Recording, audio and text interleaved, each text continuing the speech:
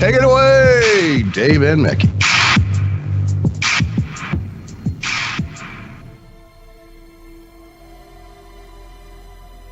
Welcome to Shiny Side Out with Dave. And Mickey. Who isn't muted. Well done, buddy. We're broadcasting from Australia for Revolution Radio. I'll just put my teeth back in. On freedomslips.com, where it's more than just radio, so jump into the chat room if you can. This is show number 299. And by the way, there's a new chat room. It's right there. Includes a forum beneath it too, and if you just use the normal links, it'll take you there. It's on air, online, and on your smart device, so grab an app to listen anywhere. At home, possibly. On a Grace tabletop digital radio. If you missed it, Solaris' show with Selene Terry Apadoka. That's close. Mind control and holistic healing. I was listening to the last portion of the show. It's fantastic. It only costs $5 though. If you don't know who we're talking about and you're listening to one of our archives on YouTube possibly, that you can actually jump into the freedomslips.com archives, subscribe for $5 a month, and voila, there you go. You've got access to all her shows, Solaris' shows, Rose shows too, as well. Everybody's shows, the roundtables, you name it, you've got access to it, and it's great listening. It's like a podcast, right? You can download them, listen when you like. So, we acknowledge the traditional custodians of the land. For me, it's the Darkinjung people. Mackie? It's the Daru people, and it is 990 and 200. Oh, nice to fit that in there. And we pay our respects to elders past, present, and future. Wow. Mackie, you know, it's one of those weeks where I didn't think anything was going to happen. Remember, I told you the no-co stuff was at an all-time minimum. And then what happens? They fire a missile, apparently. It lands in the economic zone of Japan. And that's the only thing that happened. There was no rhetoric, no government sounds, nothing. No hatred, no slant. All the media networks just said, oh, they fired a missile. Done. That's the end of that news story. Let's move on to, there's a downtown fire. That's from Flying High or Airplane. Now, what's really bizarre about that is that it seems to match the Trump narrative. The narrative that I'm not going to advertise what I'm going to do. All the other missile firings, geez, they ran out for 3 days. They had commentators talking it up. Not this one. Are we getting close to an event? I don't know. They're not ignoring it anymore. Certainly, I mean, that's still something that I don't think has hit critical mass, or maybe it has, and now they're trying to suppress the news on it because we might be staring down something that's about to happen. Because that would fit with his pre-election promise about not talking it up, not putting a reporter from Fox News on the beach they're about to land at so they can film it. Because remember that with the Iraq war, Mackie? That's what they did. That's what they did. And he said, that's so stupid. We're not going to do that this time. We're just going to, we won't tell you we're going to do it. That's silly. And I think that's what this is all about. I think it's quiet. The silence is deafening. Yeah. That's what I think. Mickey, how's your week? Hello.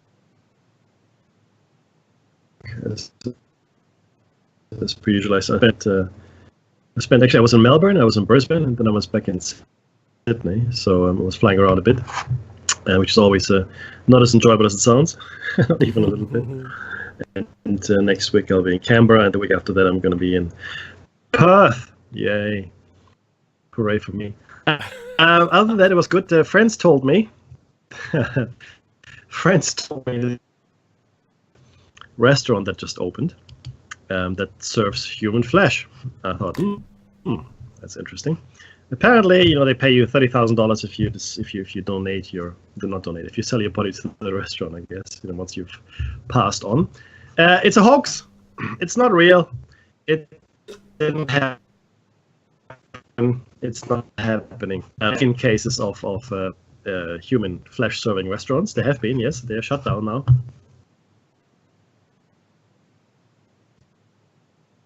So, but there's not. It's not real. So what you're saying? Flesh. No, it's a hoax. It's a complete made-up story. Yeah, I mean it's interesting, right? But it's not real. Sorry, not real. Oh, hey, I am at the moment right now at the website, and I'm. So I'm going to say just click A. Is that right, Dave? Just to what? The forum. Yeah. Is it the Revolution Radio forum? Is it? That's correct. So is that the new chat room? That's the new chat room. So okay. It's actually a button, guys, toward the. Yep, gotcha. All right, cool. And we should still be able to log in the way. Everybody who's got some issues. Yeah, that didn't seem to work for me. That's all good. Doesn't matter. I'll get there eventually. So anybody in the chat, I do apologize. I'm not in there yet because I haven't found my way into it quite yet. But I'm getting there. Ooh, that looks different. Ooh, that's not it at all. That's some. Is it that? Maybe that's it. Maybe that is it. Open forum and real-time chat. I assume that's what it is. That's the one. Yep. I can no longer see who is in here. Is that right? No. Well, yes and no. The messages are the hint. I've not been able to understand how to see the members list. Or maybe that's just not, maybe we don't have the privilege enough to see them. But certainly the messages, you've got to scroll to the bottom of it and leave it at the bottom, and then that should be fine. Yeah. I'm trying to log in. Oh, I don't have a username here anymore. Okay, so we have to do something, I guess.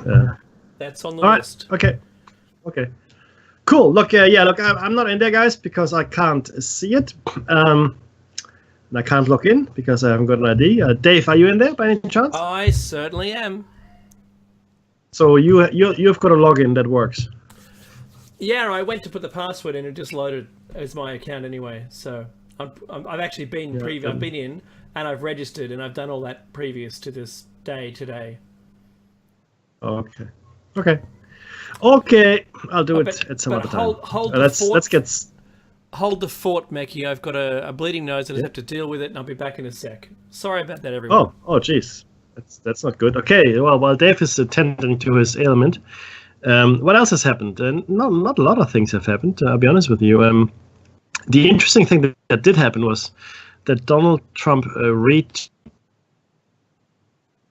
a right-wing page. Some material. It's actually on the section for.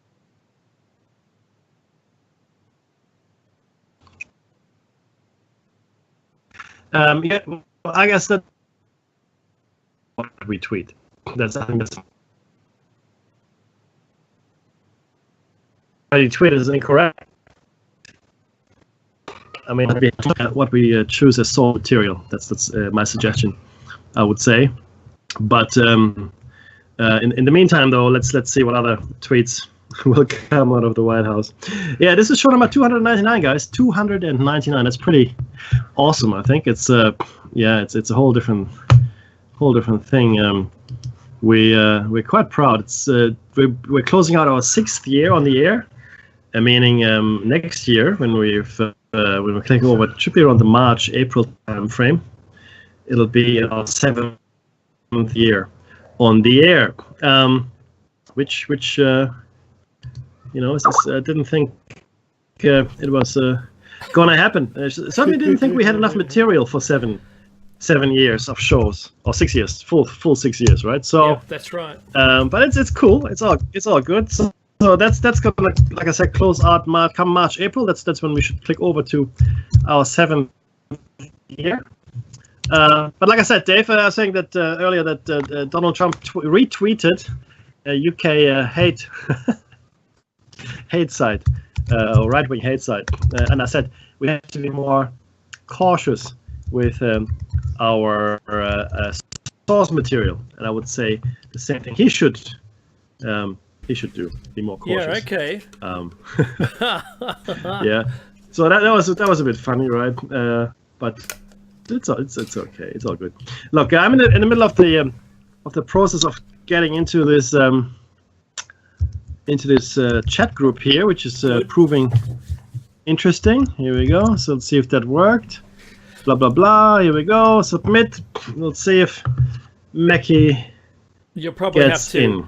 You'll probably have to hit the "I'm real" button in an email. I did that. All right, good. Oh, Hey, okay. Mackie, Yeah, go on. while you're living that struggle, the day-to-day first world struggle, right, of trying to get into a chat room, I wanted to say that, thank you to everyone and the organizer of the Tuggerah Lakes UFO Society. Thank you very much. I was invited to speak again today, and I'm almost like a permanent gig, but it's all good. Today I really enjoyed myself. I was talking about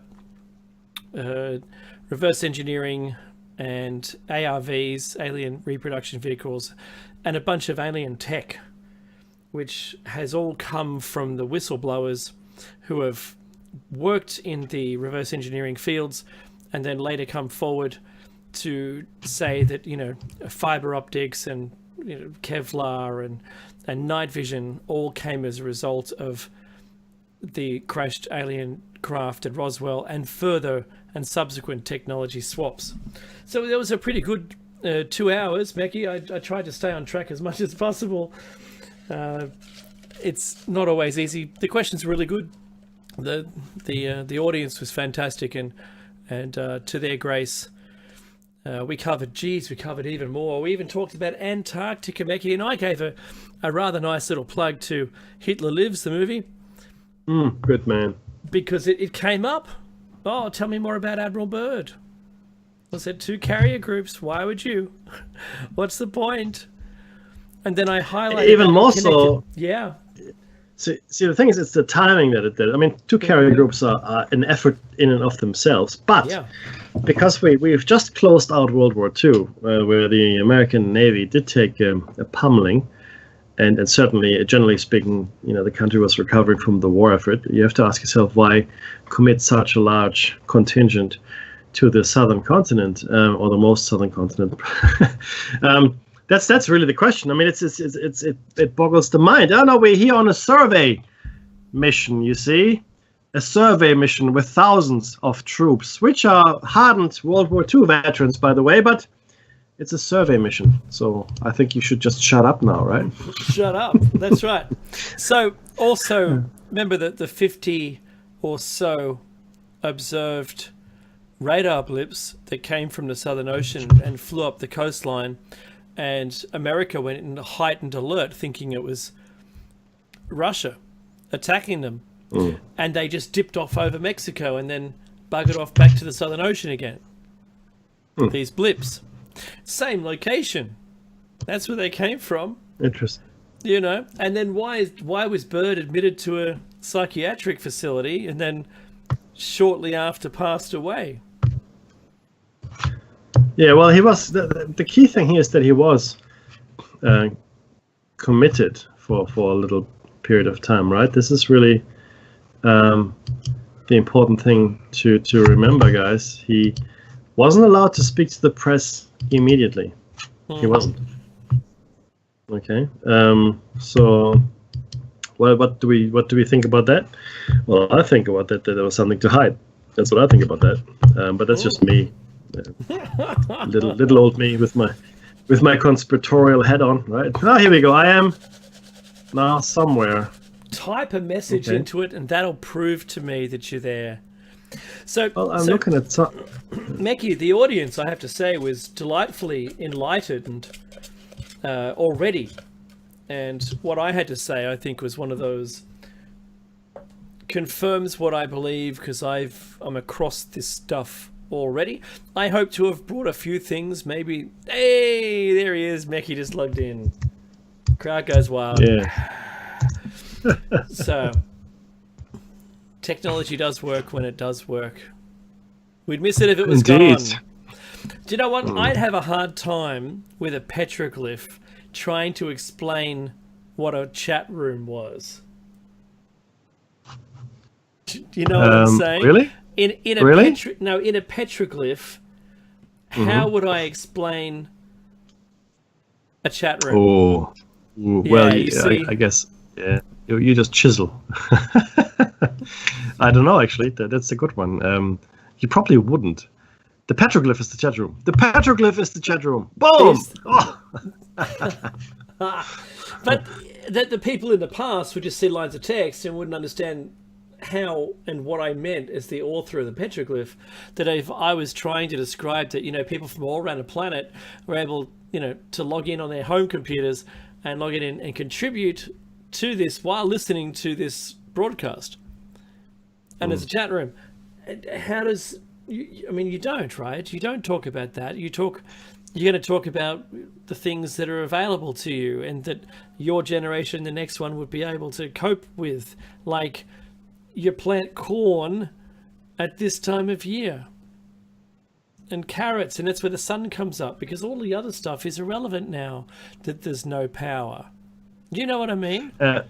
I hear you. Also, Dave, can you pick up your gain? It appears that we're not coming through very clearly. It isn't from what I understand, I can see the levels that are exiting here are perfectly fine. Okay, so we're good. Okay. What happened was, right at the end of Solaris' show, the audio got cut down by about half at the station and was rebroadcasting about half strength.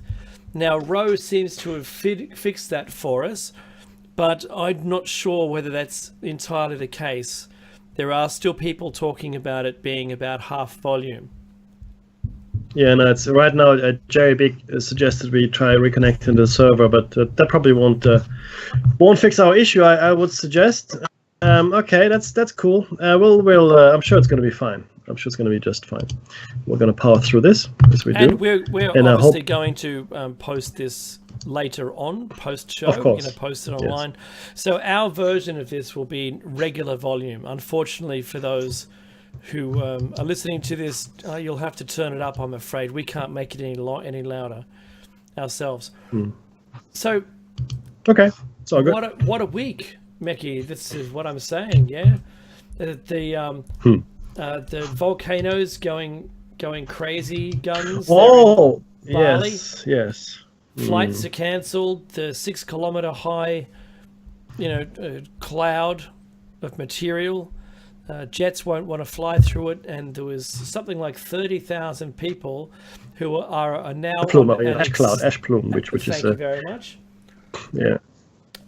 Then 30,000 people are now on extended holidays there in Bali, and they're unable to return home to all their destinations.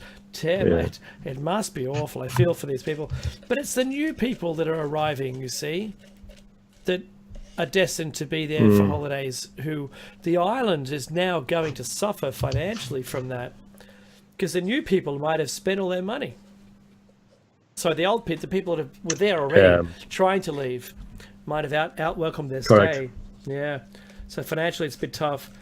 But, better be safe with your plane than enter a volcanic plume.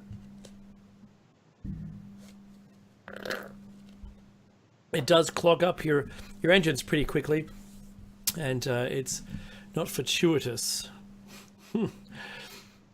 That's true. That is true. So, Meki, your audio is okay with mine now, and ours seems okay. Oh, that's good. That's good. You have to be honest. You're breaking up a bit. Come and go. Like it comes and goes. Okay. Well, I'm looking at my view. My view. Anyway, my VU meters look like they're okay. Okay, cool. You can't see who's on, by the way. It's online. There's a little box. It says who's online, which is cool. There's like 42 users registered. One is hidden, and 69 guests. So it's all there still. Cool. Just that is all. So it's all there. Yeah. So look, I like it. It's there's the different. So you can look up the currency and all that. Oh, Bitcoin. Is it nuts or is it what? Come on, it's nuts. $10,000 for a Bitcoin. So do you know the story? Apparently, 6 years ago, somebody bought two pizzas, 1,000 Bitcoins, 2 pizzas. Do you know how much that'd be worth today? Well, it's 10,000 times 10,000. That's insane. It's nuts about it. It's I don't know. It's just astounding. You know, we millions of dollars for 2 pizzas. But hey, you know, you do what you can. You do what you can. If I was that guy, I'd probably hang myself. 10,000 Bitcoins for 2 pizzas. Anyway, but yeah, look. But if everybody had invested back in the day, if you had invested $1,000, and bought, let's say, I don't know how much Bitcoins were, $1, whatever they were, like by 1,000 Bitcoins. Mm-hmm. What? By now, each Bitcoin, you know, it would be worth $10,000. That's how much they're today. Each Bitcoin is worth 10,000. So if you had bought 1,000 Bitcoins, think about that. So 1,000 times 10,000. Wow. It's actually it makes me cry. You know that I cry when I think about that. It's one of those things like buying, but no, really, it is. It's buying Apple stock, or you know, having the foresight to invest in Microsoft back in the 70s. Well, whatever. I mean, it's one of those things where you think, oh man, if only. Having said that, nobody else pretty much in either.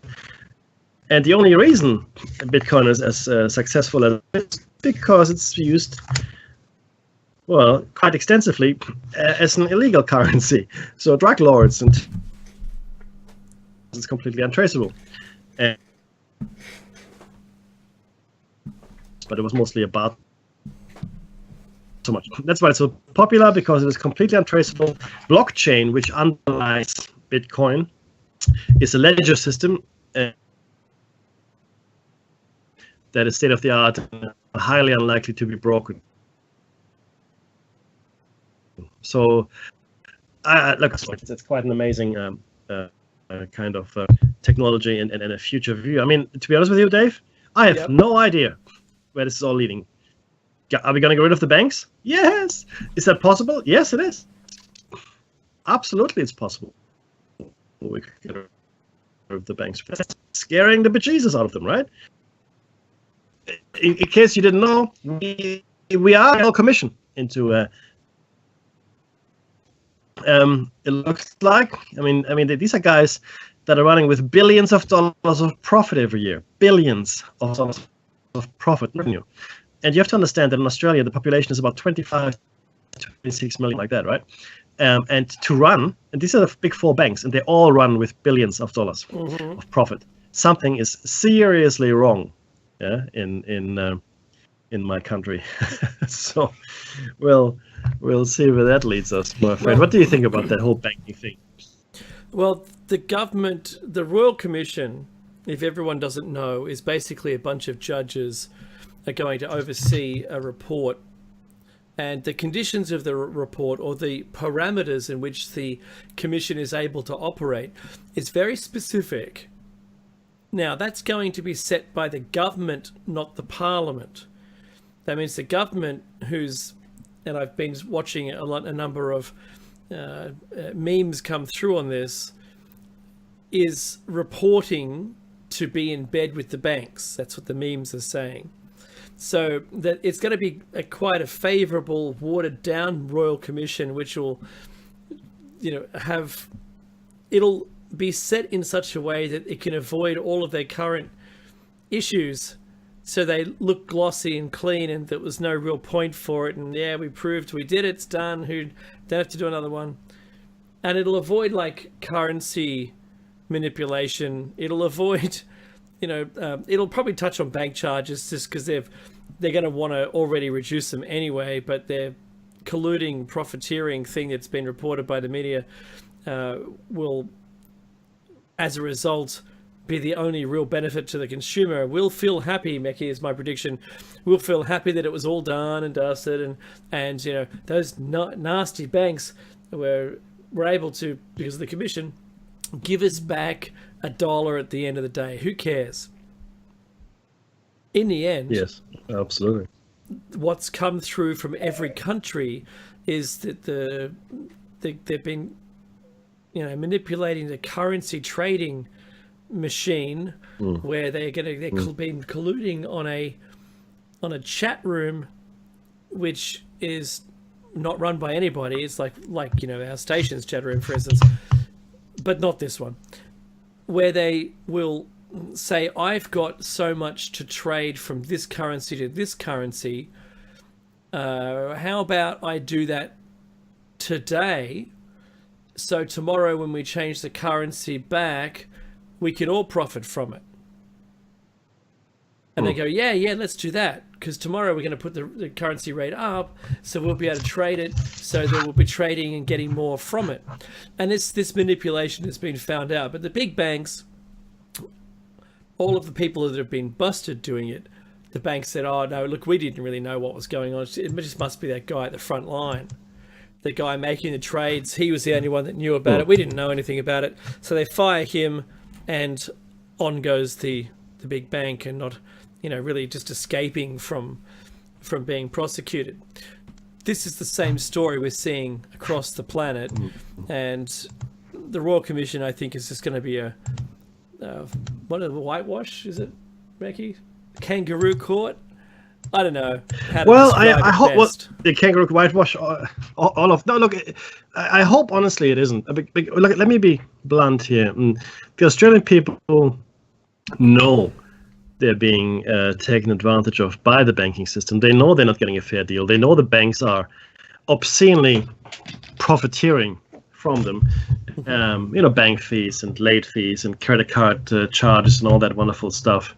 But to an obscene level, and on top of that, it's the banks that are letting. I think it was NAB, not one of the big four, but big enough, posted $4 billion worth of profit, $4 billion, and said, you know what, we gotta let 6,000 people go, in the same breath. Yeah. Same breath. Oh. Thank you, WD in Irish. Just told us Bitcoin is actually at $11,000 at the moment, so it's going up. So buy Bitcoin if you can. But yeah, so can it be a whitewash? Can it be swept under the carpet? I think not, because it is such a horrendous problem that we have here in Australia. On top of that, we have this huge housing. It's not a bubble, but this huge housing price increase in cities like Sydney and Melbourne specifically. That's where the majority of the population is, in fact. House price over the last 30 years has gone up by a factor of 10. So average house in Sydney in 1990, 1988, something like $100,000. $100,000, there you go. Today, 2017, 1 million. 1 million. We're not talking about a house with a harbor view, walk down the beach. No. On a huge land. Nothing like that. 3 bedrooms, garage, regular house, smallish block of land, $1 million. And I'm just getting mixed messages on the chat, my friend. I don't know if you're looking at this, Dave, but a lot of the guys and girls, for that matter, on the chat are saying that we're coming through very low, but Gerber is hearing us just fine. So I don't know what to make of it. We'll just power through, like I said, and hope that you can pick us up better, or come to our YouTube channel, or in fact go to the archive should you desire to do so. Mm-hmm. But But yeah, so I don't think it can be a whitewash because the backlash would be a catastrophic. I mean, think about this, Dave. I'll give you a scenario. Look at it. What's happened here? We've had this massive survey, cost $200 million, asking the Australian people whether gay people should be allowed to marry or not. Right. So that's one disaster. A waste of $200 million. But we did it. There it is. Done. $200 million. Now, at the same time, and still ongoing, is the debacle that we're having with our members of parliament and, in fact, members of government having more than just the Australian citizenship. Be it unbeknown to them or not, I don't know. The point is they have it, which means a whole bunch, including the leader of the National Party, had to resign from parliament.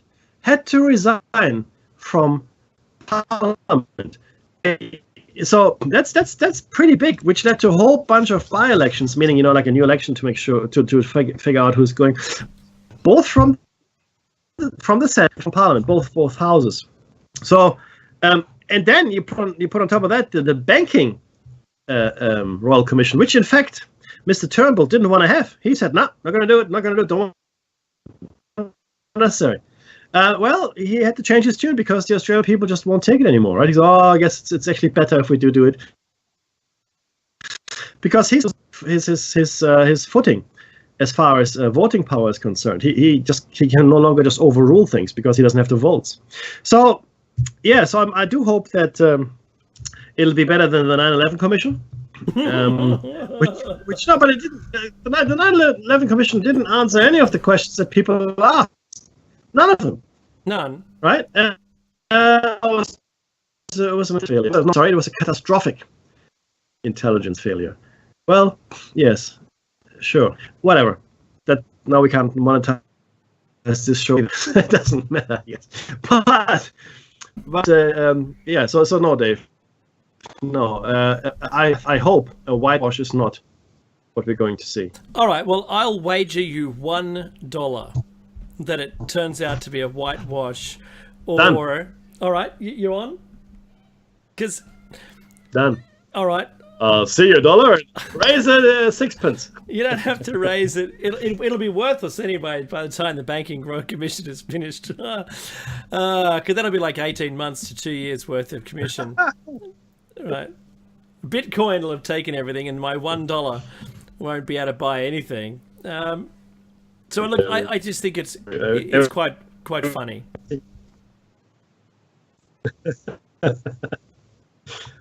Yes, I agree. All right, so I think we're done with the international news. I've got nothing else, no other real comments to make about anything that's going on. Do you have anything else, Mackie? I missed your comment. No, and I didn't have one, but you did drop out there for a second, which is okay. That's cool. No, there was nothing else we need to discuss from a current affairs point of view, and we are going to take you into this week's show topic, which is the Third Reich and the occult. We left you last week building, I guess, the background, which is quite complex, of what was happening in Germany and in fact in Europe. In the late 19th century, right? And there's a lot of movements that sought to,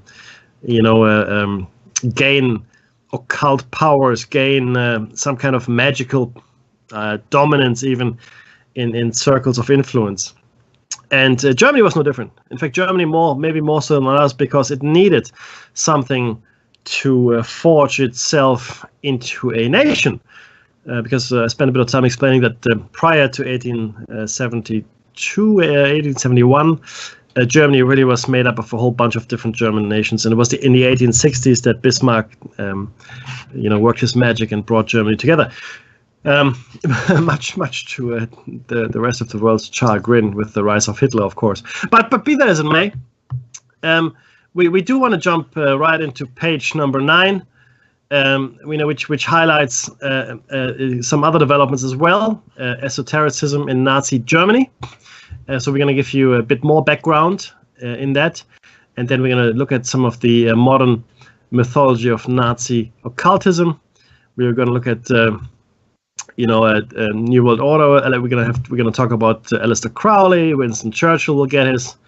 say, and it's actually a few interesting things, and we might even make it into Heinrich Himmler and so on. So there's a lot of stuff in here, guys. And again, this is sort of an homage as a companion cycle for Hitler Lives, which is a movie that was produced by friends of this show, and you can of course go ahead and stream it on any platform that you like. Righty then. Okay, the German faith movement was led by Jakob Wilhelm Hauer during 1933 to 1945. It propagated a move away from Christianity towards an Aryan Nordic religion, partly inspired, believe it or not, by Hinduism. Suppression of Freemasonry and esotericism. The suppression of Freemasonry in Nazi Germany also reached a level of outright persecution. It is estimated that between 80,000 and 200,000 Freemasons were murdered under the Nazi regime. You don't hear about that too often now, I don't think. Everybody remembers the gypsies and the Jews, of course, the communists, but I think, Dave, personally, I think that's a staggering number. Like that's, if you look at the middle number here, like that's called 150,000 Freemasons. Mm-hmm. That's quite a number. The Lodge Liberté Chérie was founded in a concentration camp. Freemasons who were sent to concentration camps were sent there as political prisoners, and consequently forced to wear an inverted red triangle. As you know, you may know that. Okay, so I explain quickly. So Jews were forced to wear a yellow Star of David, which is, you should know this. It's two triangles on top of each other. Communists had their own emblem. Clearly, political prisoners wore an inverted red triangle, and there were other symbols for other prisoners. So they were easily identified. Of course, everybody also received a tattoo. Within the Nazi ideology, it was alleged that Freemasonry was part of the Jewish conspiracy. Since many esoteric groups emulated the lodge structure of Freemasonry, they were caught in the National Socialist anti-Masonic law of 1935. Even the German Order of Druids was closed down, protesting to the last that they were not Freemasons but good German Druids. I'm sorry, so many images come to mind when I hear that. In her biography of Richard Walter Darre, the historian Anna Bramwell also remarks that a secret society called the Skald Order or Skald Order was banned by the Nazis after 1933 because of its allegedly Masonic nature. Several members of the Skald held office in the Third Reich, including Dr. Ludolf Hase, a founder member of the Skald, Herbert Backe and Theo Gross. All came under covert investigation, though Backe is said to have been cleared of disloyalty by Heydrich from his deathbed. Whether the Nazi ideology had a special view concerning the various esoteric doctrines, aside from confusing them with Freemasonry, is not clear. Concerning anthroposophy, a book whose title denounced Rudolf Steiner as a fraud, a Schwindler in German, and a false prophet, had been published by Gregor Schwarz-Bostunich in 1930. Schwarz-Bostunich had been an enthusiastic anthroposophist from 1923, but was disaffected by 1929 and later joined the SS. Astrology was officially interdicted in Nazi Germany after 1938, meaning forbidden. However, the Nazis had sympathizing astrologers write favorable interpretations of Nostradamus for psychological warfare. And as late as 1936, Hitler personally sent a greetings telegram to an international astrologers congress that was taking place in Düsseldorf.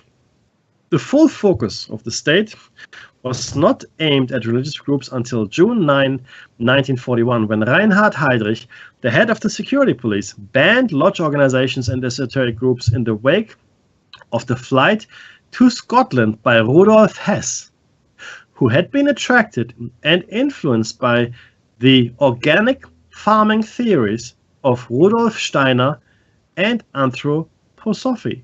However, the suppression of esoteric organizations began very soon after the Nazis acquired governmental power. Dr. Anna Bramwell points out that occultists, racialists were banned as early as 19 1934. Allegedly, the stage magician and occultist Franz Baden had attracted the notice of Adolf Hitler, like other workers for the light, and was incarcerated in a concentration camp for 3.5 months in 1945. Dave? The modern mythology of Nazi occultism. There is a persistent idea, widely canvassed in a sensational genre of literature, that the Nazis were principally inspired and directed by occult agencies from 1920 to 45. Appendix E of Goodrich Clark's book is entitled The Modern Mythology of Nazi Occultism. In it, he gives a highly critical view of much of the popular literature on the topic. In his words, these books describe Hitler and the Nazis as being controlled by a hidden power, characterized either as discarnate entity, e.g. black forces, invisible hierarchies, unknown superiors, or as a magical elite in a remote age or distant location.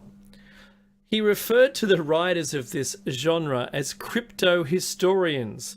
The works of the genre he wrote were typically sensational and under-researched. A complete ignorance of the primary sources was common to most authors, and inaccuracies and wild claims were repeated by each newcomer to the genre until an abundant literature existed.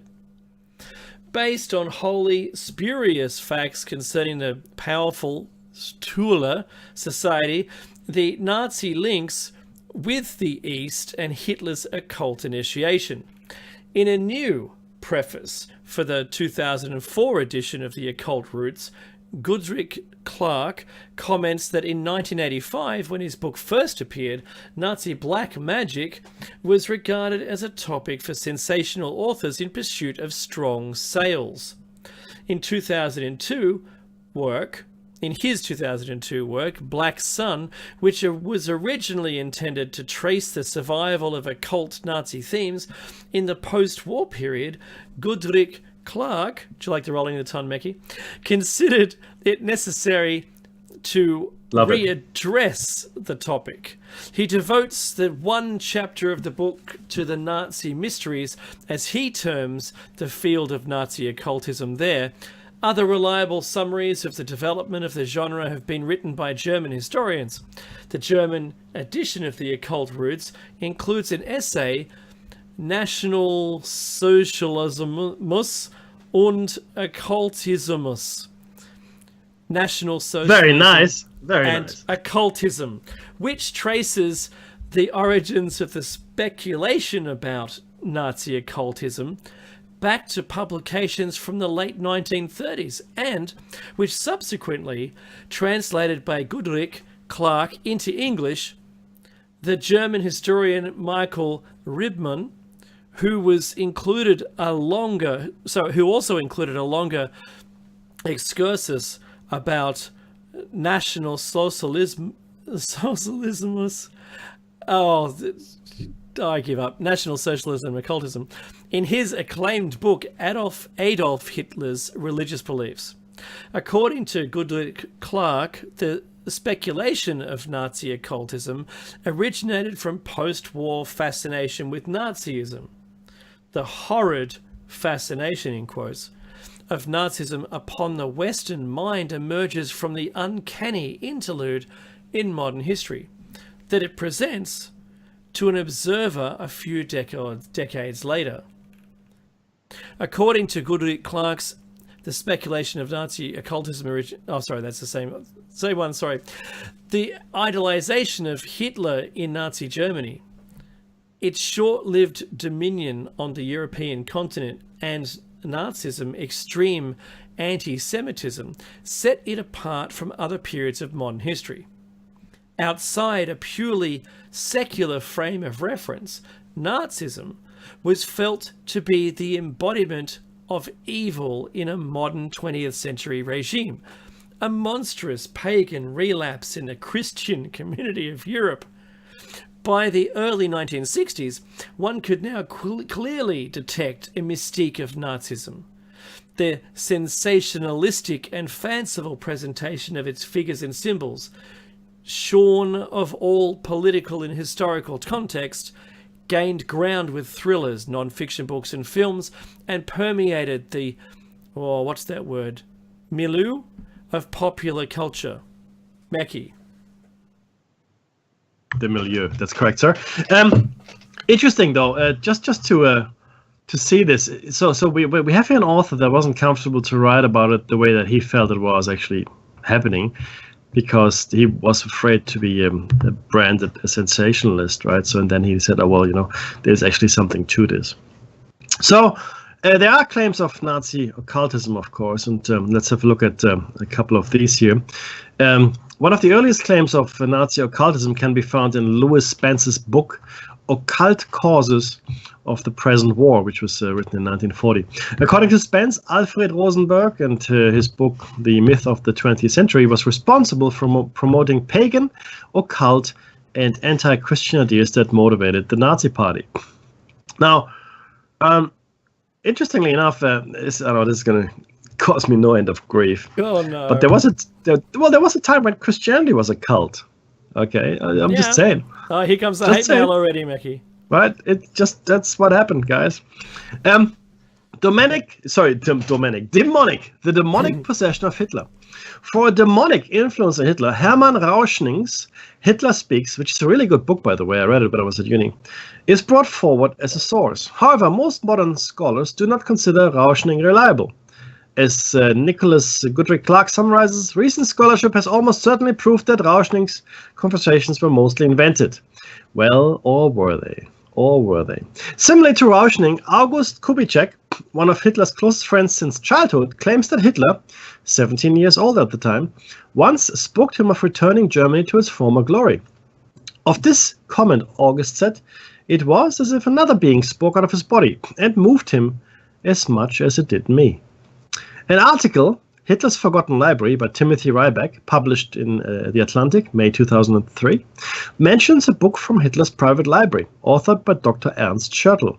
Schertl, whose interests were flagellation, which is self-beating, dance, occultism, nudism, and BDSM, we all know what that is, had also been active as an activist for sexual liberation before 1933. He had been imprisoned in Nazi Germany for 7 months, and his doctoral degree was revoked. He is supposed to have sent a dedicated copy of his 1923 book, Magic, History, Theory and Practice, to Hitler, sometime in the mid-1920s. Hitler is said to have marked extensive passages, including one which reads, "He who does not have the demonic seed within himself will never give birth to a magical world." Theosophist Alice A. Bailey stated that during World War II, that Adolf Hitler was possessed by what she called the dark forces. Her follower, Benjamin Creme, has stated that through Hitler and a group of equally evil men around him in Nazi Germany, together with a group of militarists in Japan and a further group around Mussolini, Italy, was released the energies of the Antichrist. The Antichrist, which, according to theosophical teachings, is not an individual person, but forces of destruction. So an energy, if you will, not a person, but an energetic field.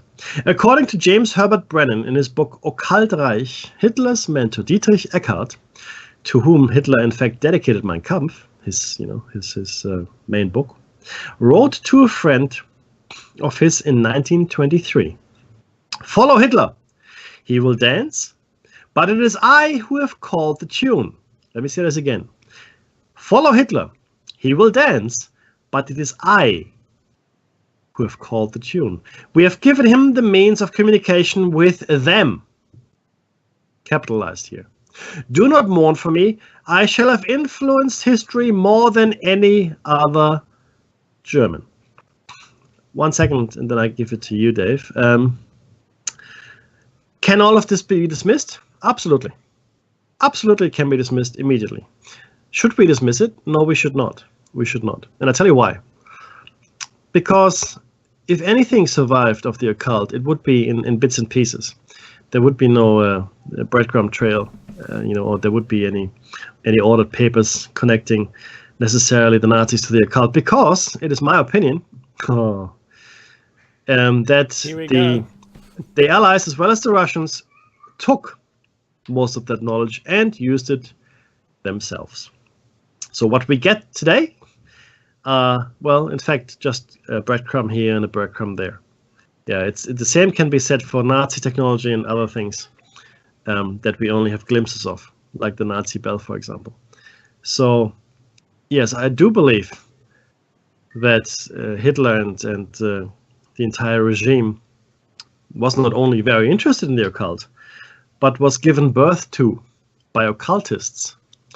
People searching for the hidden knowledge, understanding what it would take to get there. Yeah. Did they open themselves to demonic forces? Well, I guess we have to define demonic forces better. Are we talking, because the concept of hell is pretty much a Christian invention, right? So I think we have to be more sophisticated and refine our understanding of Hades and the dark world. Donate if you can. Please come back after the break. Dave is going to talk about the New World Order.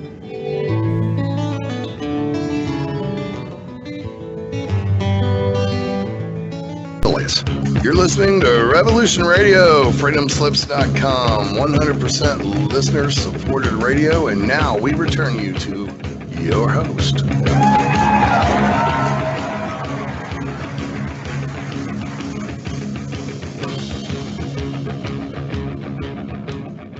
Welcome back to Dave and Mackie's Shiny Side Out. This is show number 299. We're halfway through the show topic of Nazis and the Occult Part 2 is where we're at. Get yourself some great merchandise from the station's website, which is freedomslips.com. Buy a CD of your favorite host shows for a previous season. Maybe an EMP-proof thumb drive or a survival documents, or maybe a pack of seeds, maybe 75,000 seeds. But what you need to do is when you donate, you need to follow the instructions as best you can so that you're going to receive your gift. Don't forget to inquire with your local customs agencies so that you can ensure you're going to receive your gift and it doesn't get held up in customs. For instance, in Australia, we can't import seeds. FYI. There you go. Otherwise, enjoy your gift, and don't forget, please do donate. Very important. You control what's on air. The number to call in is 347-688-2902, but if that's changed, someone let me know. It can be 347-688-2912 is the number that I have. Or if you've got Skype, you can just add Freedom Screen. It's really easy. You live in Kentucky, you can pick us up on FM, WZZR 101.3, or anywhere else in the entire universe with the Earth's internet connection. You can get it through tunein.com, Weber Radio Central, blah, blah, blah, blah, blah. It goes on. TalkStream Live. Freedom Slips have their own mobile app, and so do we, Shiny Side Out. You can listen to the station through those platforms. Like I said, show number 299. And I'd also like to say hello to all the new people that we have on board. If anyone's new in the station chat room, if you're listening to this for the first time in YouTube, or you've followed us on either Twitter or any of the platforms out there that we're on, we're glad you're on board. We'll take it easy. We'll make sure that you're stepped up, but do go through our archives and see if you can catch up, because it's a long trip. And you want to make sure that you're across it all. Now, before the break, we were talking about Nazis in the Occult Part 2. And we're now at New World Order. And it's mine it is, Mackie. Conspiracy theorists frequently identified German National Socialism, inter alia, as a precursor of the New World Order, with regard to Hitler's later ambition of imposing a national socialist regime throughout Europe. Nazi propaganda used the term Neordnung. Neordnung, often poorly translated as the New Order, while actually referring to the restructurization of state borders on the European map and the resulting post-war economic hegemony of Greater Germany. So one could probably say that the Nazis pursued a new world order in terms of politics, but the claim that Hitler and the Thule Society conspired to create a new world order, a conspiracy theory put forward on some web pages, by the way, is completely unfounded. However, glad Meckie's back. Aleister Crowley. There are also unverifiable rumours that the occultist Aleister Crowley sought to contact Hitler during World War II. Despite several allegations and speculations to the contrary, e.g. Giorgio Gali, there is no evidence of such an encounter. In 1991, George Simmons, one of Crowley's literary executors, published a book, The Medusa's Head, or Conversations Between Aleister Crowley and Adolf Hitler, which has definitely been shown to be literary fiction. That the edition of this book was limited to 350 copies also contributed to the mystery surrounding the topic. Mention of a contact between Crowley and Hitler without any sources or evidence is also made in a letter from René Gounod to Julius Evola, dated October 29th, 1949, which later reached a broader audience. Now we come on to, and I'll hand it back to Meckie after this one, Winston Churchill. Sir Winston Churchill wrote in his memoir, The Gathering Storm, about Hitler and Moloch. Hitler had conjured up the fearful idol of an all-devouring Moloch, of which he was the priest and incarnation. Wow. Astounding, right? I mean, isn't it? Well, to be honest, I had no idea that there was a connection, or potential. Let's call it a potential connection between Crowley and Hitler. Now, we should all be familiar with Aleister Crowley. He said, "The whole of the law shall be do what thou wilt. Do what thou wilt shall be the whole of the law." He practiced magic, the actual magic, not stage magic, and he was connected to the highest echelons of society as well. Crowley, if you haven't heard of him, rabbit out of my hat. Well, yeah, pretty much. It wasn't a hat though, but he. I would highly recommend you researching Aleister Crowley if you have not done so already. But again, you have to understand that this time from the 1880s to the 1930s was a very fertile age for magic, a very fertile age for the imagination, occultism, all brought about by explorations of the East, the Far East, Egypt in the Near East, but certainly all the way into Tibet as well, and then further into China. A sort of a discovery of these ancient mystery schools. Now, the next topic is some I like, obviously. It's called Nazi mysticism, occultism, and science fiction. Nazi mysticism in German culture is further expanded upon within Manfred Nagel's article SF, which is science fiction, Occult Sciences and Nazi Myths, published in the journal Science Fiction Studies. In it, Nagel writes that the racial narratives described in contemporary German science fiction stories like The Last Queen of Atlantis by Edmund Kiss provides further notions of racial superiority under the auspices of Ariosophy, Arianism, and alleged historic racial mysticism, suggesting that writings associated with possible occultism, Ariosophy, or Arianism were products intended to influence and justify in a socio-political manner rather than simply establish cultural heritage. Yes, the people that try to justify the Blut and Boden theory, which is blood and earth, the German people had to go through great lengths to make it legitimate, right? And what better vehicle than fiction, certainly. And if you look at it today, it's no different. I strongly believe, Dave, that a lot of our science fiction, both the written word as well as movies and so forth, are produced, and TV, not to forget TV, are actually produced to pave the way for announcements, occurrences, happenings, whatever you want to call it, in the near future. I really do believe that we are being desensitized to these things. I mean, if you look at popular science fiction movies, you've got all manner of different aliens and humans intermingling in all manner of different areas and ways, and there's nothing special about it. So, to be honest with you, if you are a science fiction fan, and these days, which kid doesn't love to watch, Star Wars, Star Trek, or whatever it might be, I don't think you would be shocked. No, not really shocked. I mean, certainly taken aback initially. I mean, when you realize, oh, it's a real thing, that like an 8-foot blue, yellow-haired alien was walking toward you, right?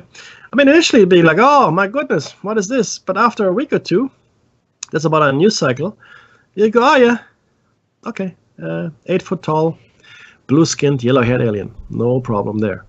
And I think it is this mindset that we've bred into our children to accept the fantastic, to be more maybe imaginative or more open-minded than generations before us.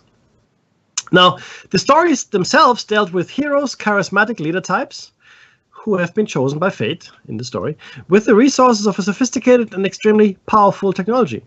Nagel considers science fiction pieces like Atlantis further fueled the violent persuasiveness of Nazi leaders such as Adolf Hitler and Heinrich Himmler, as further justification for a Nazi elite envisioning for itself in occupied East European territories. This, in turn, allegedly propagated public support of Nazi ideology. Some made it by Nagel as a tremendous turning back of culture, away from the age of reason and consciousness, towards the age of a sleepwalking certainty, the age of supra-rational magic. Supra, in this case, meaning something that supersedes or is above rationality. Supra. If you see that prefix, that's what it means. That's what it means. A sleepwalking certainty. I love the movie They Live. I really do. I really enjoyed that movie. But I do like John Carpenter in general. But They Live struck a chord within me in the same way that the first Matrix movie did. And in it, the prevailing graffiti on street corners, on derelict buildings reads, "They live, we sleep. They live, we sleep." And in fact, as you watch the movie, and by now this was actually made in '88, so I don't think there's anybody left who hasn't seen it. If you haven't seen it, please go ahead and see it. And me telling you about it won't take anything away from it. But is that the sunglasses that allows the fellow to see? Bingo. Yeah. That's exactly right. I knew that was so essentially. Yeah, that's the one, of course. So essentially, there's a signal that's being broadcast, and that really lulls everybody into sort of a sleepwalking state, where they are just exploited by we believe, as we watch the movie, some alien entities that have come to Earth to, pretty much in a hostile takeover, but not not with violence and blowing up cities, but rather by buying everybody and bribing the people that are in power. It is a very, very good movie, which is in fact based on a short story as well. And the name of the short story escapes me. But so are we all sleepwalking? I challenge you all. I challenge you. Talk to your friends, and I'm sure you have friends that watch reality TV shows, and this is their life. I say this, and this is a completely sweeping statement, and probably flawed. But for all its flaws, it probably has some truth in it. People would get up in the morning, do their breakfast, look after their kids, make sure their kids get to school, probably listen to the radio or maybe a podcast or on their iPhone to some music on the way to work. Very few would listen to the news. Mostly it would be some kind of entertainment channel, which makes it easier to, ease into the day. Something funny, whatever it might be, whatever the content is with popular music. So then they go to work. They probably have some kind of beverage, a coffee, a tea, something like that. Not everybody, but the vast majority will have that to kickstart. Oh, I feel alive now, right? I've got my coffee. They might have had that coffee at home, but they might get another one at work. They might have some breakfast at work. They might talk to their friends, but then they would be in front of the computer for the most part. Or if they're physically engaged, they might, do their job as a builder or plumber or whatnot, right? But during the day, they would continue to listen to music and popular culture and entertainment, and people make them laugh, and that's all goodness. And then there was lunchtime. They probably either bring their lunch or they have something that's been cooked for them. And if they're not that wealthy, they probably it'll be a fairly cheap meal, and it might even be mass produced, like the Golden Arches and such. That comes to mind. But so there we are. And then more work in the afternoon. Probably more caffeine, maybe smoke breaks. Interspersed throughout the day, toilet breaks as well. Then they would rush home, and all the stress of the day would lead them to maybe be short with their children and grab for a beer or some other beverage to relax them. So you have the drug that gets you going in the morning, the tea, the coffee, and then in the evening you've got the drug that slows you right down, the alcohol potentially. Not saying that everybody does that. I'm saying a lot of people do that. You've and got then, my of ticket. course. Right, and then of course, what do you do then? Oh, well, maybe you had dinner, and that's nice. Maybe with the family, maybe in front of the TV. Most likely in front of the TV. And if it is in fact in front of the TV, what is the show that you're watching? I'm telling you, it's not going to be something challenging for the most people. For most people, it'll be something easy to digest. Some reality TV show, some meaningless piece of entertainment, and then off to bed. And that would repeat itself, Monday through to Friday, potentially on Saturday as well. Just but, like for the most part, Day. just like Groundhog. But it is like that, my friend. It is like that. And then, hopefully, though, I hope that most people will have a Saturday and Sunday to themselves. But even on a Saturday and Sunday, people would be following a similar routine, I would suggest, following their favorite sports team for no reason that I can ascertain, but that's just me. No, look, it used to mean something. No, I'm serious. It used to mean something. If you lived in a certain suburb or in a town, your team would be the people that live with you in that town. I'm talking like pre 1960s, right, or even 1970s. So these people would have jobs. They might even be your colleagues, but on the weekend they play rugby league, or they play soccer or football or cricket or whatever, something, right? Baseball. And then they would be part of your community. So you have a vested interest. So you take some pride in it. Okay, this is my neighbor, or this is my friend, or this is a guy that lives in my street, or whatever it is. But they're part of my community. So I understand why people would go and root for them. When it came to a sporting match, I completely understand that. I mean, if my nephews go, my children or my family is somehow involved in something, I'm interested. I'm going to go and see it, and I will be rooting for them because I care. However, this is all gone completely, away. We're now rooting for the T-shirt.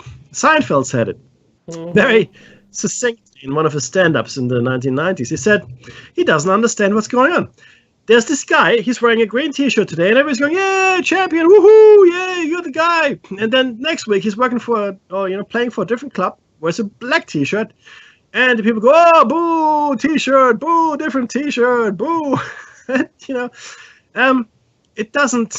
It doesn't compute, because even on a national basis, the team is not made of people that are necessarily born in that country, not necessarily even citizens of that country, or if they are citizens, maybe they're only transitory citizens while they're playing in. I smell a ring in. Right. So I'm sorry, that's why I say what I say. I don't get it anymore. I don't get it. You follow a club, but that club has become a completely abstract entity. Franchise. Completely abstract, right? Yeah, bingo, right? Anyway, so that's what I think about that. So I think we are on the back of all of that. I think we are sleepwalking through life. Most of us. I'm not excluding myself, guys. I mean, for the most part, when I'm at work and driving into work, certainly, I'm on autopilot. It's terrible. But it's true. And most of us get through the day like that. I mean, sometimes, of course, you're engaged and you enjoy your work, and I do hope that most of you fall in that category. That you actually enjoy what you're doing. That's great. But other than that, this show here with Dave is my main outlet when it comes to finding new uses for the old gray matter. Because I'm a corporate guy, and I have a corporate job, and for the most part, I'm part of the problem. I try not to be, but I am. But this year is a sort of a balance, the way I see it. I didn't aim to be a corporate guy. I can tell you that. It just sort of happened. And now, you got to live with what you have. But yeah, so just be more awake is what I want to say to you people, all of you. Be more awake. Wake your neighbor too. Hey, buddy, are you awake? What are you talking about? Watching the Kardashians. I love to hate them. I really do. I'm sorry. I love to hate them. Yeah, sure. I'm sure everybody else loves them. I just don't. I don't see the point. I don't see the point of the Kardashians. I don't know why they're on TV. I don't get it. But then, I'm getting older, so these things escape me.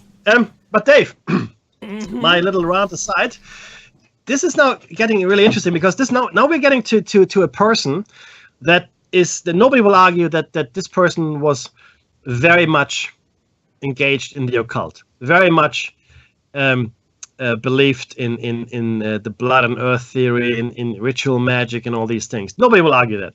And he happened to be a very high-ranking member of the Nazi elite. Tell us about Heinrich Himmler and the SS, my friend. Credited retrospectively with being the founder of esoteric Hitlerism, and certainly a figure of major importance for the officially sanctioned research and practice of mysticism by the Nazi elite, was Reichsfuhrer SS Heinrich Himmler, who, more than any other high official in the Third Reich, including Hitler, was fascinated by Pan-Aryan, i.e. broader than Germanic, racialism. Himmler's capacity for rational planning was accompanied by an enthusiasm for the utopian, the romantic, and even the occult. It also seems that Himmler, I'm getting there, Mickey. I'm honestly, I'm working on it. Had an interest in astrology. He consulted the astrology Wilhelm Wolff in the last weeks of the Second World War. One detailed but difficult source for this is a book written by Wolff himself. I'm not going to be able to do this translation. Tierkreis und Hakenkreuz. Tierkreis, which means astrology and swastika. Thank you very much. Published in Germany in 1968, that Walter Schellenberg had discovered an astrologer called Wolff is mentioned in Hugh Trevor Roper's The Last Days of Hitler. In Bramwell's assessment, and I'm quoting here, too much can be made of the importance of bizarre cultism in Himmler's activities, but it did exist, and was one of the reasons behind the split between Himmler and Dare that took place in the late 1930s, unquote. Although Himmler did not have any contact with the Tula Society, or so it says, he possessed more occult tendencies than any other Nazi leader. The German journalist and historian Heinz Horner, an authority on the SS, explicitly describes Himmler's views about reincarnation as occultism. The historic example which Himmler used in practice as the model for the SS was the Society of Jesus, since Himmler found in the Jesuits what he perceived to be the core element of any order, the doctrine of obedience and the cult of the organization. The evidence for this largely rests on a statement from Walter Schellenberg in his memoirs, and he lived in Cologne 1956, page 39 it was. Oh, sorry, not he lived, it was Cologne. But Hitler is also said to have called Himmler my Ignatius of Loyola. As an order, the SS needed a coherent doctrine that would set it apart. Himmler attempted to construct such an ideology, and to this purpose he deduced a pseudo-Germanic tradition from history, as we spoke about last week. However, this attempt was not entirely successful. Hohne observes that Himmler's neo-pagan customs remained primarily a paper exercise.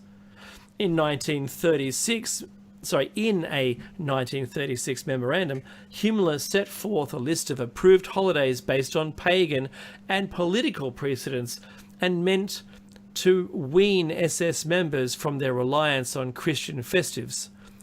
You hear me, Becky? I said festivus. Love it. The winter solstice, or Yuletide, was the climax of the year. It brought SS folk together at candlelit banquet tables and around raging bonfires that harked back to German tribal rites. The Allach, the Julechse, Yule light, was made as a presentation piece for the SS officers to celebrate the winter solstice. It was later given to all SS members on the same occasion, December 21st. Made of unglazed stoneware, the Julechse. Juleleuchte. It's a light. Juleleuchte. Oh, goodness me. Was decorated with early pagan Germanic symbols. Himmler said, "I would have every family of a married SS man to be in possession of a..." Becky? Juleleuchte. Even the wife will, when she has left the myths of the church, find something else which her heart and mind can embrace. It's another quote. The last paragraph: only adherents of theories of Nazi occultism for the few former SS members who were, after the war, participants in the Landig group in Vienna would claim that the cultic activities within the SS would amount to its own mystical religion. At the time of his death in 1986, Rudolf J. Mund was working on a book on the Germanic origin, race, cult, religion. However, what was indoctrinated into the SS is not known in detail. Now, just very quickly, you mentioned a gentleman by the name of Ignatius of Loyola. He was in fact the founder of the Jesuits. I should have put a little edit in there, but he founded the Jesuits. So Hitler saw Himmler as his founder of a Jesuit-like order. I guess that's what's being implied here. What is further interesting is that Himmler clearly wanted to displace the existing Christianity, which was both Protestant and Catholic, in Germany, with something new, something different. But Becky, we'd just seen a long period of time where the pagan rituals were being replaced by Christianity in the rest of the world. That's right. And so what he was doing was trying to reverse that out and make it their own thing. Exactly. So you're right. That's exactly right. So, but what he was not trying to do, though, is hark back to let me rephrase this. Not purely an old religion. So you're right. They tried to make it something of their own, something new, something old, but something new, but not Christian. And when we say, so he drew upon a lot of the old mythologies and pagan belief systems, but what was fashioned in the end was something relatively unique and somewhat new as well. Even though it had, you could certainly trace some elements back thousands of years. It was a concerted effort, though, and I think people fail to realize just how real that would have been, the expulsion of the church from Germany, all the churches, in fact. I mean, that was just next on the list. I mean, he'd done away with the secret societies. Churches are gone. Right? So what was he actually doing here? It sounds as though the SS themselves were being indoctrinated in this new way of thinking. So they would have become creating them as another society. Yes, correct. Exactly. That's exactly right. So it was their own so the Jesuit order is fairly strong. It's a very strong and very disciplined order within the Catholic Church. So he tried to do the same with the SS or some of the elite SS members, and those, in my opinion, this is just Mackie speaking here. In my opinion, they formed or would have formed the core of the new priest caste, the new enlightened ones, if you will, that would have led the I guess the German spiritual revolution from his Wewelsburg. You know, he had this stone castle there, and he built this round table there as well, and that's where his high priests, I would suggest, would have met. Had things gone differently in the war, and we would have seen a very different kind of religion. In my opinion, what they were aiming for was something akin to Shinto. So in the Shinto religion in Japan, the emperor is the highest authority, if you will. In fact, deified. So they believe that he's got divine powers, or there's certainly some divine spark within the emperor. And I think that Hitler, and certainly the Nazis in general, maybe even Himmler, looked upon this and thought, hey, that looks pretty darn good. I like Shinto. It works for me. And you know what's funny? In Nazi Germany, or Nazi Europe, I guess at the time, Chinese and Japanese specifically were made honorary Aryans because of Hitler's admiration for these ethno. I did not know that. Yeah. So they were made honorary Aryans to make it easier for them to conduct business in Nazi Europe. Of course, Hitler was allied with the Japanese, but both the Japanese and the Chinese were made honorary Aryans because Hitler also admired their thousands of years old culture. So we have to understand that Nazi hate and racism only extended so far. His main targets were the Slavic people and the Jews. I mean, gypsies and so forth as well. But his main targets were the Slavic people, Jews, and so forth, and his political enemies as well. But he had a great respect and admiration for the Japanese and Chinese cultures. Fascinating stuff, I think. Not part of the text, guys, so you have to listen to the show to get all that. But anyway, so the next bit I love. I love this bit. I love it so much. I can't even say how much I love it. It's Nazi archaeology. So we've all watched the movies. We've all watched Indiana Jones, being pursued by the inevitable evil Gestapo guy with the short guy with the round glasses that is, just the ultimate sadist, ready to inflict pain upon the unsuspecting, and his cohorts of helpers and lackeys and generally rather unpleasant compatriots. But you laugh, and I'm not talking about you, Dave, but probably our listeners. There's a lot of truth to that. So people say, "Oh, Steven Spielberg made it all up." No, he did not. He did not make it all up. The Nazis did actually fund a number of expeditions, and I'm going to share the official text with you in a second. Into various regions of the world, including Tibet, and certainly within their sphere of influence, right, which was pretty much the Mediterranean, into Egypt as well. There was a strong presence of Germany in the Middle East, and he did take possession of the Spear of Longinus. All right, the Spear of Longinus, just very quickly before we go into Nazi archaeology, it was meant to have been the spear that pierced the side of Jesus on the cross. So Jesus was nailed to the cross. So he had the thorn of the crown of thorns on his head, which caused severe trauma on his head. Then he was nailed, or legend has it, to the cross by his palms and his feet.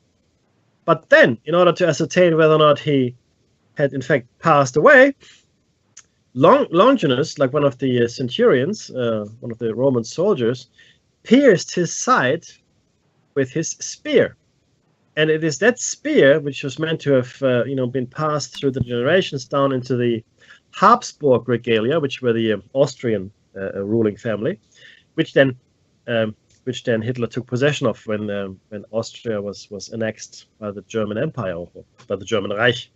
But also what they say about the spear is any army that had it, or anyone that owned the spear, would be very successful in warfare, and would be in fact unbeatable.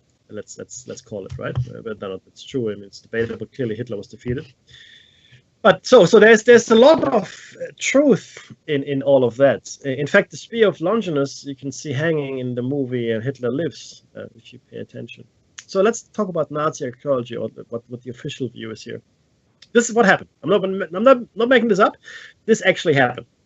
In 1935, Himmler, along with Darre, remember they hadn't fallen out yet, established the Ahnenerbe.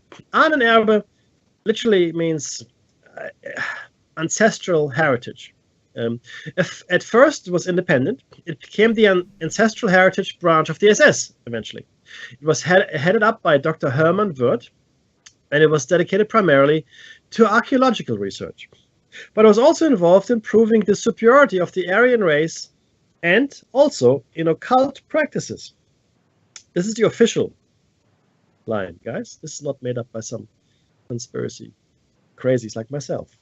A great deal of time and resources were spent on researching or creating a popularly accepted historical, cultural, and scientific background, so the ideas about a superior Aryan race could be publicly accepted. I'm going to tell you a story about Aryans in a second. For example, an expedition to Tibet was organized to search for the origins of the Aryan race. To this end, the expedition leader, Ernst Schäfer, had his anthropologist Bruno Beger make face masks and skull and nose measurements of the natives. Another expedition was also sent to the Andes. Bramwell, however, comments that Himmler is supposed to have sent a party of S-men to Tibet in order to search for Shangri-La, an expedition which is more likely to have had straight espionage as its purpose. I completely disagree. Yes, we're living in a world of realpolitik, absolutely. But if you look at the length to which Himmler went to create his, I guess, Arthurian castle with the round table and the entire mythology around it, I actually believe that he sent people to Tibet to find the entrance to Shangri-La. Absolutely. But we all know, or we all kind of guess at what he tried to find in the Andes. Let's take it a bit further. This is now where we depart from the official text. Let's take it a bit further. In Germany, science and technology were far advanced of everybody else in the world. That's a fact. That's a fact. I mean, Germany took on pretty much, with Japan, of course, and Italy, the rest of the world. Okay, that's what happened. And if Hitler hadn't made the mistake of getting stuck in Russia in the winter and opening up a second front that way, then if he had been smart about the invasion of Normandy, all kinds of things would have gone differently. But we are where we are, and what happened. But how is it that Germany was so advanced? Yeah, sure they were. They were scientifically and technologically minded. It's a powerful nation, great industrial capacity, which was completely crippled in the wake of the Versailles Treaty. Completely crippled. Right? Now, I'm not saying that it didn't take a Herculean effort of the German people and the German, I guess, money people to yeah, that's right. Exactly. Dave is going to share something with us in a second. That it's that the money people didn't, the industrialists didn't, drive Hitler and all that. And a lot of money was spent, yes, and a lot of money was spent in the military-industrial complex. Yes, that's also true. But I do believe, and okay, this is where I completely depart from the official line of history. I believe that the Nazis found something somewhere. They found something, and I don't think they brought it to bear in the end. I don't think they had a chance to bring it to bear. But I do believe they found something. Dave, why don't you just enlighten us about the 1937 crash? So it's been documented that the Third Reich's saucer, which is the German Roswell back in 1937, it says that aliens crashed their distressed craft into the German countryside. United States at the time, government and extraterrestrial entities had already entered into an agreement, but Germany, the German army was there to pick up the pieces. No record exists to describe whether the bodies were retrieved or not. Hitler ordered the Luftwaffe and Germany's top aeronautical experts to sift through the remains and collect whatever they could. The damaged saucer was moved into warehouse facilities under 24-hour guard near the Rhine. If you didn't know this, parts were flown to a facility near the Austrian border as well. The Luftwaffe and the Speer Ministry of Arms, headed by Albert Speer, and the Formal Research Council, the Reichsforschungsrat, composed of university professors and industrial engineers, worked on reverse engineering new designs, and soon after work commenced on the Nazi Bell. We've also seen rumours of the Nazi disc as well. The B-1 bomber, the polymorphic, body and wing, single shape, rocket engines, the single-man, jet fighter, the jet engine, all of these came at that time. Yep. All of these inventions. The greatest leap of technology was actually in Germany. That's correct. And again, I mean, you can argue, well, the Germans just very smart, they just did it themselves. Now, yeah, maybe, but I think they found something. I believe they've, apart from maybe having a crash there and finding something very, very recent, I also believe they found something very, very old. Especially in Tibet, potentially even in the Andes. Okay, so that's what I think happened. They actually did find something. I mean, let's not forget here for a second that Schliemann of Troy fame, complete amateur, but German, simply followed what Homer said in the Ilias. He said Troy is here and there, and just go and find it. So he said, okay, well, I'll take Homer, the poet, at his word, and he followed a 3,000-year-old text and found Troy. So there's a precedent for German archaeological prowess, if you will. I find it compelling, or the evidence I've seen, I find it compelling to now ascertain that in fact they did find something. I think that's I'm not saying it's proven beyond a doubt, but I do believe there's a very strong case for it. Which also, again, we're going to talk about this as we go forward. We're going to talk about the Nazi bell, and then we're going to talk about the technology as well that was transported into both Russia and Germany. And in America from Germany. In the American case, it was called Operation Paperclip. In the Russian case, it was just something they did. Didn't call it something, just did it. We don't have to call it something, we're just going to do it. And fair enough too. But there's a lot of technology there, very strange, very very weird stuff. Which we might even when we talk about the Philadelphia experiment, for example, we might be seeing some of those energy fields that the Nazis developed being used in the States, with disastrous consequences. Of course, people will argue that the Philadelphia experiment also never happened, but that's okay, I guess. People can argue what they like, and if I'm wrong, I'm wrong. But if I'm not wrong, then there's a serious omission in our history books. So anyway, Mickey, but we're going to talk about that. Yeah, Mickey, just think about this. I know that the listeners are across it, but I just want to make this point. Werner von Braun, he was German, and so was all of his subordinates that were pulled across in Operation Paperclip. And to your point, Mickey, that NASA was just an extension of the German rocket program. Yes, that's correct. What it was. That's what it became, because there wasn't one, and they pulled all those scientists across. Now, there was a split up between the Russian and US forces taking so-called scientists on for in any capacity they could bring them. Yep. But, Imeki, I have to say, the Nazi bell, just for instance, red mercury, I mean, there's a huge leap between not using red mercury as a power source to using it as one.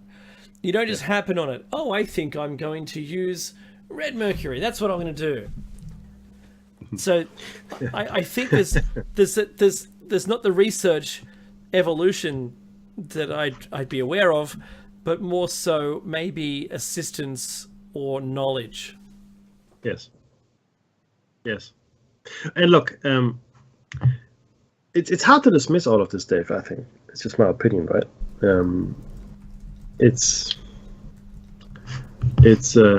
oh, sorry, we just got another ping from the chat room. A very low audio. Look, again, I do apologize about it. We're transmitting at full strength, as Dave is just assuring everybody. Look, I'm sorry, but Dave, tell us about das Schwarze Korps. Thank you. The official newspaper of SS was Das Schwarze Korps, which is the Black Corps. Published weekly from 1935 to 1945. In its first issue, the newspaper published an article on the origins of the Nordic race, as we've heard a little earlier, hypothesizing a location near the North Pole, similarly to the theory of Hermann Verse, but not mentioning Atlantis. Also in 1935, the SS Journal commissioned a professor of Germanic history, Heiner Schilling, to prepare a series of articles on ancient Germanic life. As a result, a book containing these articles, entitled that's German Life, Germanic Life, was published by Kohler and Amelung of Leipzig with the approval of the SS and Reich government in 1937. 3 chapters dealt with the religion of the German people over 3 periods: nature worship and the cult of the ancestors, the sun religion of the late Bronze Age, and the cult of the gods. According to Heiner Schilling, the Germanic peoples of the late Bronze Age had adopted a 4-spoke wheel as a symbol of the sun, and this symbol has been developed into the modern swastika of our own society, i.e. Nazi Germany, which represents the sun. Under the sign of the swastika, the light bringers of the Nordic race overran the lands of the dark, inferior races, and it was no coincidence that the most powerful expression of the Nordic world was found in the sign of the swastika. Very little has been preserved of the ancient rites, Professor Schilling continued, but it was a striking fact that in many German Gau today, Sonnenwärtig, solstice days, burning sun wheels are rolled from mountain tops down into the valleys below, and almost everywhere, Mackie? The Sonnenwendfeuer. Thank you, solstice fires, burn on those days. He concluded by saying that the sun is the all-highest to the children of the earth. Mackie? So, yeah, look, before we go into the SS Castle Wewelsburg, so what we've learned here is that the Nazis purportedly wanted to establish a sun religion again, a sun religion, having the sun as the all highest deity, if you will. It's interesting. Now, is any of this fact? It gets very difficult. So some of these things are true. In fact, when people talk about, and we all know that, in fact, the swastika is a Hindu symbol. However, having said that, it is true that the Aryans did, well, I guess maybe invade is the wrong word, India from the north. And if you look at the Indian people themselves, you'll find that the further north you go, the lighter skinned they become, until, when you go really down south, they become darker skinned. So that there's a graduation of skin coloring in that nation. Is that a testament to invasions thousands of years ago by a light-skinned race from the north? Maybe. What I can tell you is that today, German and Sanskrit still have a lot of words in common. In fact, a common word, and I think it's in Hindi as well, but certainly in Sanskrit, the word for pineapple is ananas. That's a Sanskrit word, ananas. It's the same word in German, ananas. Now, how on earth, and we spoke about this in our language show, how on earth would Germans even know what a pineapple is? Yeah, I'm sorry, it's not a fruit that grows a lot in the Alps. Alpine fruit, Mackie. What's it? The abominable snowman. It's this native tucker. Yeah, that's it. Ooh. Give me that pineapple. Just some coconut. I got myself a pina colada. What are you doing? Now, so but look, Dave is right. The thing is this too. It boggles the mind though that they would share the word for that fruit with the ancient Sanskrit. There are a couple other words which are exactly the same as well, and there's a lot of linguistic similarities between German and Sanskrit. So yes, there was a link. Yes, these two cultures somehow got together at some point, be it through warfare or otherwise. So that's a thing. That's a thing. Did the Aryans, the so-called Aryans, bring the swastika to India?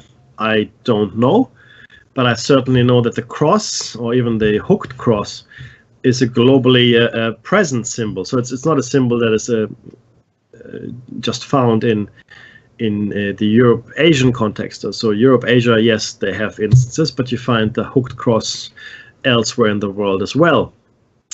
So the swastika is a universal symbol, and yes, it is a stylized symbol of the sun as well. And it's interesting how they're calling here in Nazi Germany, Heiner Schilling is calling them the light bringers of the Nordic race, the light bringers. Do you know what Lucifer means? Lucifer means light bringer. That's what it means. Bringer of the light, literally. Oh. So we're going to dive into that a little later as well. But suffice it to say, that's why the Masons had to go in Hitler's mind. Anyway, given too much away anyway already here, because there has to be something next week, right? Look, I don't think we'll have time, Dave, for the Wewelsburg and then the SS office in Argentina. That's okay though. And it won't be next week because that's our 300th show. Of course, and you know what? It might be a bit longer, maybe potentially, right? We hopefully have Solaris there. She said she could, so I'm gonna just double check if that's still okay. I hope she can. But Dave, next week, show number 300, we're going to talk about the hypothesis, but this time including all of the epiphanies we had along the way, right? The quantum decoherence being probably the most fundamentally important of those. Because for the longest time, we asked ourselves, why are we here? And the answer is quantum decoherence. What about the brain as a quantum machine? Quantum thought. Go. It's right there. But it is. It is. Well, it is. It is and it isn't. Unless you make the connections, it's not. But I think we have. So it is, right? I think. But don't watch it because then it won't happen. Aha! Right? And it's actually insane. The more you think about it, the more you try to nail it down, the more you realize it's complete and utter insanity. Do you know what I mean? Mm-hmm. I always give the example, Mackie, it's like we're living in a computer environment and you've lifted the corner of the room up and it's not real. Suddenly you have a realization that we're not living in it's not real anymore. Exactly. It doesn't make any sense. Now, do you know what, Mackie, do you know what I did today?